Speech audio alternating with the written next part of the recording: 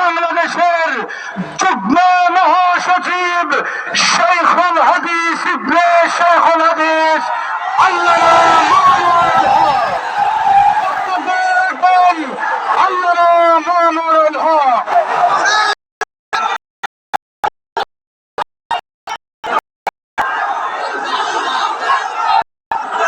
السلام عليكم ورحمة الله.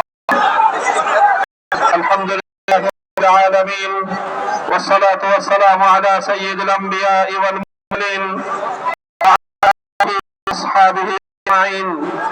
أعوذ بالله من الشيطان الرجيم. قل موتوا بغيظكم إن الله عليم بما في الصدور.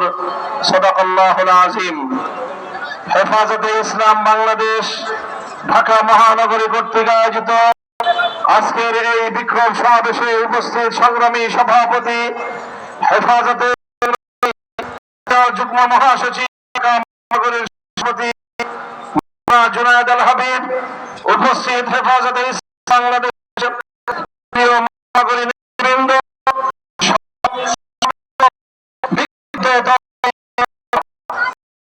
প্রথম বাংলাদেশের মাটিতে হিন্দুত্ব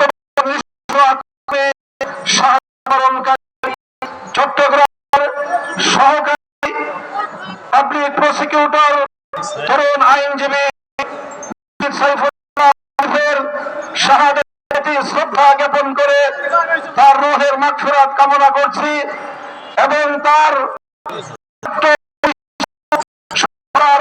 শোক সন্তপ্ত পরিবার পরিজনের প্রতি আন্তরিক সমবেদনা জ্ঞাপন করছি। সংগ্রামী তাওহীদি জনতা, আজ এই বিক্ষোভ সমাবেশের মাধ্যমে আমরা আমাদের হৃদয়ের ব্যথাটুকু জাতির সামনে, মানুষের বিবেকের সামনে উপস্থাপন করার জন্য এখানে সমবেত হয়েছি। আমরা স্পষ্ট ভাষায় বলতে চাই, এটা আমাদের বুঝতে কোনো কষ্ট হচ্ছে না যে আজকে সুপরিকল্পিতভাবে একটি সাম্প্রদায়িক উস্কানির মাধ্যমে বাংলাদেশে সাম্প্রদায়িক দাঙ্গা বাঁধানোর পরিকল্পিত পায়তারা চালানো হচ্ছে। শহীদ সাইফুল ইসলাম আলিফের হত্যাকাণ্ডের ঘটনা নির্মম, শুধু বর্বর নয় বরং ঘৃণ্য এক হত্যাকাণ্ড। প্রকাশ্য দিবালোকে আদালত চত্বরে একটি সন্ত্রাসী সংগঠনের সশস্ত্র সন্ত্রাসীরা একজন তরুণ আইনজীবী সরকারি কর্মকর্তাকে টেনে হিচড়ে নিয়ে হত্যা করবে, এরকম বর্বরতার দৃশ্য দেখার জন্য বাংলাদেশ প্রস্তুত নয়। বাংলাদেশ আজ অগ্নিগর্ভ, বাংলাদেশের প্রতিটি মানুষের হৃদয়ে আজ রক্তক্ষরণ হচ্ছে। বাংলাদেশের অন্তর্বর্তীকালীন সরকারকে আমরা বলতে চাই, মানুষের এই ক্ষোভ, মানুষের হৃদয়ের রক্তক্ষরণকে আপনারা বুঝবার চেষ্টা করুন এবং যে সকল হত্যাকারী হিসেবে চিহ্নিত ঘাতকদেরকে গ্রেফতার করা হয়েছে তাদেরকেই শুধুমাত্র বিচারের আওতায় আনলে চলবে না। আমাদের স্পষ্ট দাবি হলো, এই ঘটনার নেপথ্যে যারা রয়েছে সেই নেপথ্য খুনিদেরকে বের করে মুখোশ উন্মোচন করতে হবে, তাদেরকেও বিচারের আওতায় আনতে হবে। শহীদ আলিফ হত্যাকাণ্ডের জন্য ইস্কনের স্পষ্ট মদতদাতা খুনি শেখ হাসিনাকে আসামি করে তার রেসপন্সিবিলিটির বিরুদ্ধে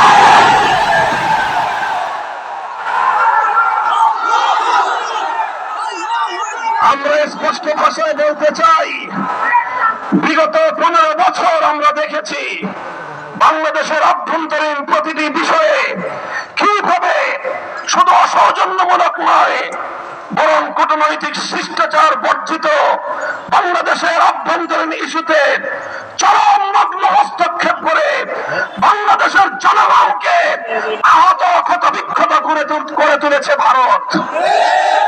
আমরা ভারত রাষ্ট্রের বাংলাদেশ নীতির তীব্র সমালোচনা করছি।